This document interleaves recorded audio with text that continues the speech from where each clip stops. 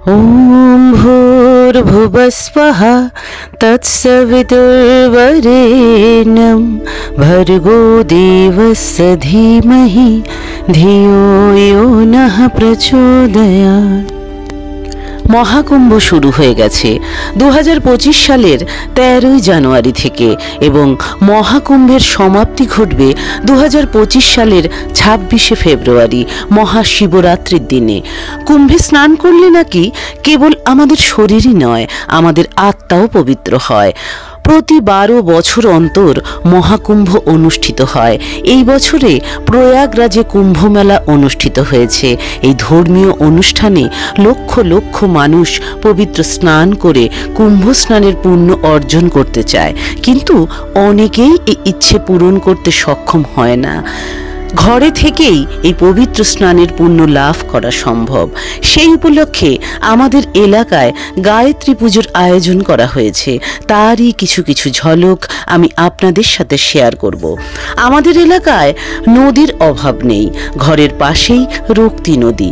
উৎসবের শুরুর দিনই সকাল সকালে এলাকার সকল অধিবাসীবৃন্দ কলস যাত্রায় সামিল হয়েছে, যা এলাকাবাসী সকলের নজর কেড়েছে এবং সকলেরই এই উৎসবে সামিল হয়েছে।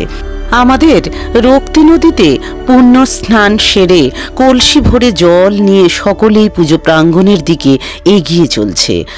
তারপর যথাযথ নিয়ম রীতি মেনে গায়ত্রী পূজা পাঠ শুরু করেছে। সকলের মতো আমিও সামিল হয়েছিলাম এই উৎসবে, তাই তো ভিডিও করে আপনাদের সাথে শেয়ার করতে পারছি। মহাকুম্ভে সকলে ত্রিবেণী সঙ্গমের স্নান সেরে পুণ্য লাভ করেন বলে মনে করা হয়। গায়ত্রী পূজায় এসে পণ্ডিতজির কাছ থেকে অনেক কিছু জানলাম ও শিখলাম। ঘরে বসে পুণ্য লাভ করার কিছু নিয়ম আছে, যেমন যেদিন স্নান করার ইচ্ছা জাগবে সেদিন ব্রাহ্ম মুহূর্তে স্নান করতে হবে, আর দেবী গঙ্গাকে স্মরণ করে হর হর গঙ্গা নাম জপ করতে হবে। বাড়ির কাছে যে কোনো পবিত্র প্রবাহিত নদীতে স্নান করা যেতে পারে।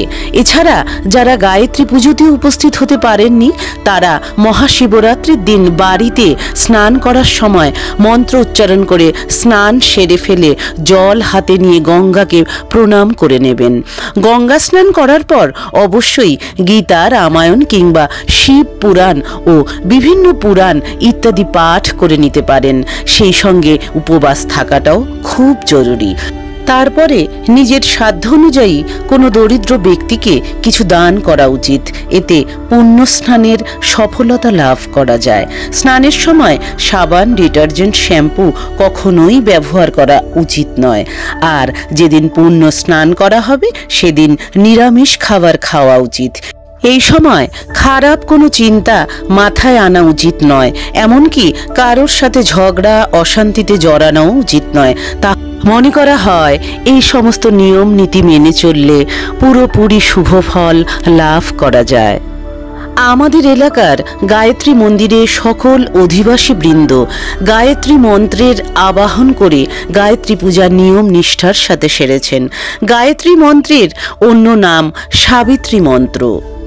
এই পুজোতে সকাল সন্ধ্যা পুরাণ পাঠ, হোমযজ্ঞের সাথে পূজা আরতিরও আয়োজন করা হয়েছে মহা সমারোহের সাথে। প্রত্যেক দিন পূজার শেষে ছিল ভান্ডারার ব্যবস্থা, মানে প্রসাদ গ্রহণেরও ব্যবস্থা ছিল। কিংবদন্তি অনুসারে দেবী গায়ত্রী হলেন পরম দেবী এবং গায়ত্রী পূজার মাধ্যমে তাকে মাতৃদেবী হিসেবেও পূজা করা হয়। দেবী গায়ত্রী তার ভক্তদের সমস্ত আধ্যাত্মিক ও পার্থিব সুখ দান করেন। গায়ত্রী মন্ত্র ব্যক্তিকে সমস্ত পাপ থেকে মুক্তি দেয়। গায়ত্রী একটি হিন্দু নাম, যার অর্থ ভাষণের দেবী। এটি ভারতের একটি জনপ্রিয় নাম। এই নামটি প্রায়শই মেয়েদের দেওয়া হয়ে থাকে। নামটির সংস্কৃত শব্দ গায়ত্রী থেকে এসেছে, যা ঋগ্বেদের একটি পবিত্র স্তোত্রের নাম। গায়ত্রী এমন একটি নাম যা জ্ঞান, শিক্ষা ও বুদ্ধিমত্তার সাথে যুক্ত। সাথে থাকুন বন্ধুরা, আর দেখতে থাকুন, আর পূজার আনন্দে মেতে উঠুন সকলে।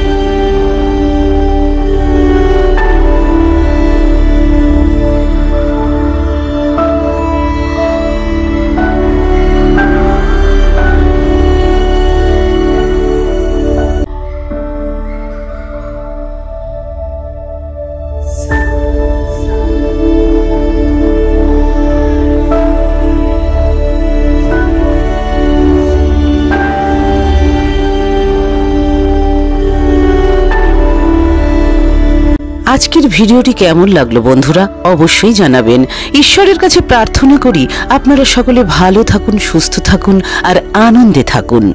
ঘরে বসে মহাকুম্ভের পুণ্য লাভের উপায়, আধ্যাত্মিক যোগ্যতা অর্জন করার জন্য বিশেষ পূজার আয়োজন করা যেতে পারে। তাই আমাদের এলাকায় এই গায়ত্রী পূজার আয়োজন।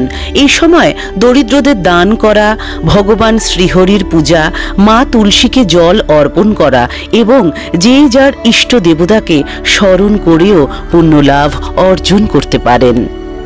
বন্ধুরা, তাহলে আজকের মতো বিদায় নিচ্ছি। আগামীতে আসবো নতুন কোনো ভিডিও নিয়ে।